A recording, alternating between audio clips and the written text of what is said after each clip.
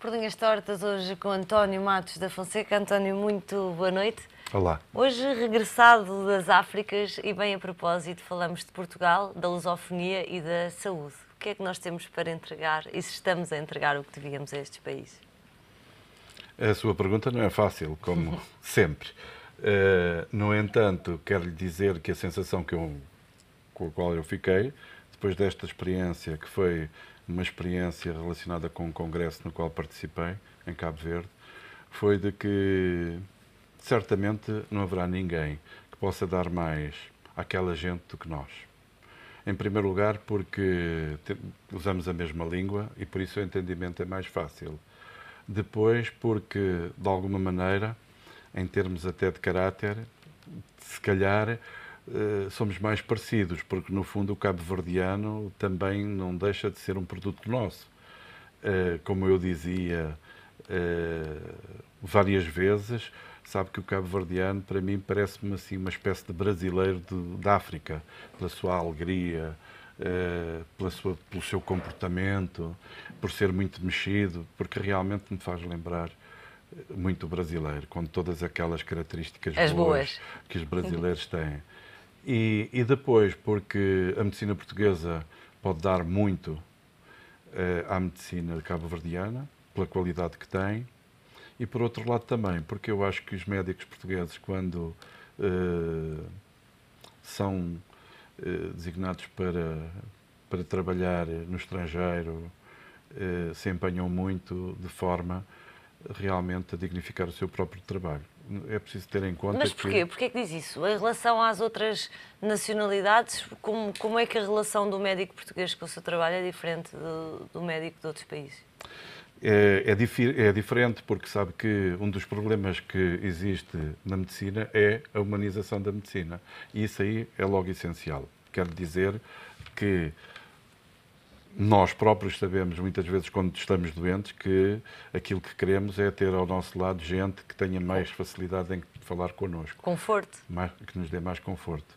Sabe que nestes países da África, de língua oficial portuguesa, sempre houve muita tendência para eles se ligarem, até por razões políticas que todos conhecemos, a países como, por exemplo, Cuba e a União Soviética.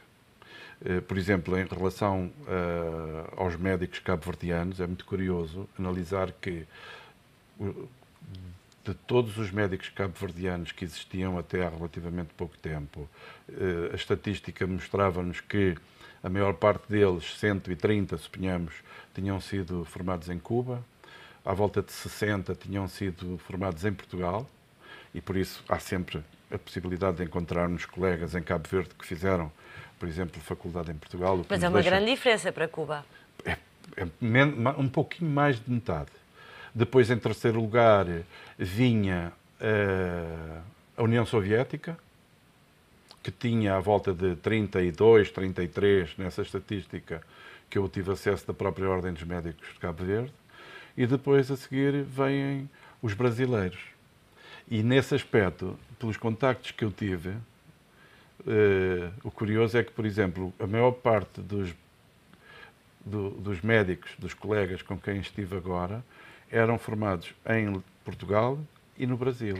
Nota-se muita diferença, ou seja, diferença mais na perspectiva dos cabo-verdianos em relação ao médico, à formação dos médicos e à nacionalidade dos médicos, porque muitas vezes nessas deslocações os médicos acabam por fazer consultas mais solidárias e partilhar conhecimento, que é para isso que se espera que sirvam este tipo de congressos. Nota-se de facto que há ali uma preferência por Portugal. Portugal tinha um lugar a ocupar maior. Sem dúvida. Eu posso enganar-me se disser que nós temos a preferência das populações quando se trata, por exemplo, de fazer consultas solidárias. A ideia da consulta solidária é uma coisa muito engraçada, porque, no fundo, o que acontece é que são os médicos de outras nacionalidades que vão fazer as consultas nos centros de saúde, substituindo os médicos locais, pelo menos durante uns dias, durante umas horas, e tentando dar àquela população o melhor que puder dar.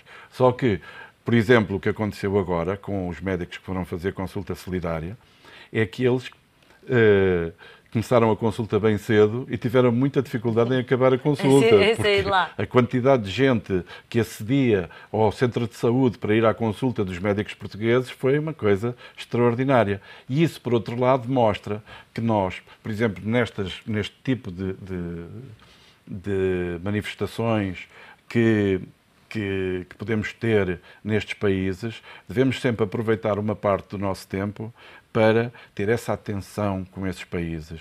E essa atenção só nos fica bem, só nos cabe bem e só nos sabe bem, porque é dar àquela gente qualquer coisa que também a eles lhes dá qualquer coisa de positivo.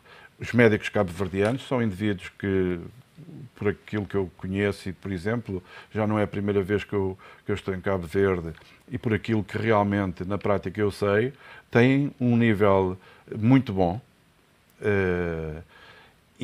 mas, no entanto, eles são muito poucos. Até há pouco tempo, hoje em dia, o número de médicos que exercem medicina em Cabo Verde são menos de 300. E a circulação de conhecimento, como é que se faz entre os médicos? Como é que a comunidade médica se alimenta? Cá é mais fácil num país da Europa, num país até como Cuba, que é procurado por também muitos médicos e muitos doentes por causa do preço dos tratamentos. A informação e o conhecimento acaba por circular. Há um trabalho também a fazer nessa partilha de conhecimento na área da medicina entre... Aquilo que eu acho que estes países, sobretudo estes países africanos de expressão oficial portuguesa, devem aproveitar é muitas das potencialidades que nós, até pelo facto de sermos um país europeu e por isso um país que tem com a modernidade um contacto permanente e que fala a mesma língua. Um pouco também acontece no Brasil, mas noutras circunstâncias, a possibilidade, por exemplo, de os ajudar a criar a saúde propriamente dita nesses países. Porque, repare, por exemplo, Cabo Verde tem 10 ilhas. É extremamente complexo organizar um Serviço Nacional de Saúde, até porque é preciso multiplicar muitas vezes os meios, e isso para o erário público vai ser pesado. Muitas vezes temos um problema sob o ponto de vista, em particular, das doenças infectocontagiosas, que é o facto de migrarem muito entre ilhas, e então muitas vezes ser extremamente difícil controlar determinados indivíduos. Por exemplo, nós detectámos agora, durante esta consulta solidária que houve, que havia uma criança que ainda não tinha o BCG, por isso a vacina que se faz imediatamente após o nascimento contra a tuberculose. E foi muito bem explicado pela delegada de saúde do SAL o porquê disso acontecer. Porque ainda hoje continua a haver muitos partos em casa e por isso fora do controlo daquilo que são as entidades de saúde, o que pode ser muitas vezes fatal. É preciso ver que, por exemplo, sob o ponto de vista da mortalidade infantil, Cabo Verde evoluiu extraordinariamente, porque quando em 1975 estávamos a falar em números da ordem de quase 90%, de quase 70% de mortalidade infantil, que entretanto baixou drasticamente, e em 2005 já estávamos em números à volta dos 20%, o que é extraordinário em termos do trabalho efetuado no campo. E nós, por exemplo, neste caso, aquilo que foi explicado e que é fácil depois de compreender, é que basta que uma senhora tenha um parto numa ilha, não tenha registrado o seu filho, mas que entretanto vá para outra ilha, de repente o que pode acontecer é que o tempo vai passando, ela continua a não registrar o seu filho, isto é, continua a não levar o seu filho à vacinação e depois nós deparamos com situações de crianças que não estão vacinadas. No entanto, quero lhe dizer que o nível de vacinação em Cabo Verde ultrapassa os 90% hoje em dia. Para os médicos que vão para lá, para os portugueses que vão para lá, é também um voltar às bases, naquilo que podem oferecer como prestação de cuidados de saúde, ou não? Quer dizer, depende do caráter de cada um, porque, por exemplo, para mim seria uma grande aventura, porque eu... Nem a cadeira estava a funcionar, apesar de ser... Mas mesmo sem cadeira eu podia ir fazer medicina geral e familiar. E essa é que é a grande vantagem que nós temos, é que mesmo que sejamos de especialidades, nós podemos ir fazer uma consulta de medicina familiar, geral e familiar, nesses casos. E para mim era capaz de não ser tão complexo, porque há uma situação que se passou na minha vida, é que eu sou do início do Serviço Nacional de Saúde em Portugal. Quer dizer, quando eu me formei em Medicina, fui para a província trabalhar. Trabalhei no Distrito de Beja. Foi lá que dei os meus primeiros passos e foi aí que nós começámos a construir o Serviço Nacional de Saúde. Isto passa-se em 1978 e é muito curioso dizer isto, porque é importante para reavivar as memórias. O Serviço Nacional de Saúde estava em embrião e nós tínhamos, e foi uma das razões para ir para Beja, como possível hospital piloto do Serviço Nacional de Saúde o Hospital de Beja, porque era considerado uma joia, porque era um hospital era um hospital novo, muito bem apetrechado, sob o ponto de vista material e humano, e era aliciante começar uma carreira aí. Por outro lado, aquilo que nós desconhecíamos era o que havia à volta, as casas do povo, os centros de saúde, a maior parte das vezes, casas do povo, ainda nem havia praticamente centros de saúde.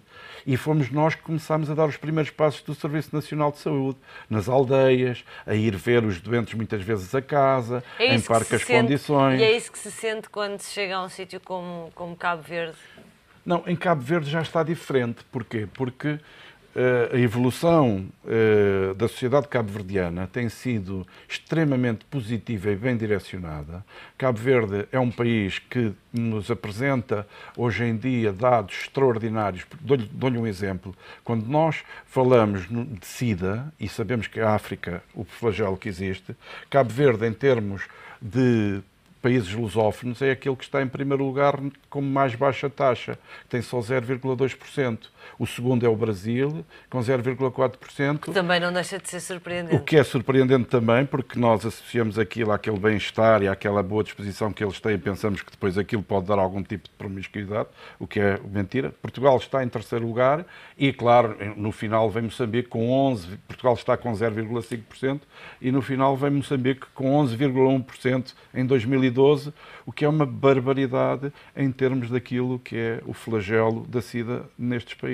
Mas, como vê, mais um dado para mostrar que se tem trabalhado muito bem em Cabo Verde, também sob o ponto de vista da saúde. E que nem tudo se faz só com dinheiro. Exatamente. Isso nota-se. Isso nota-se tudo e nota-se muito na atitude. António, muito obrigada. António Matos da Fonseca no Por Linhas Tortas, para a semana a mais. Até lá.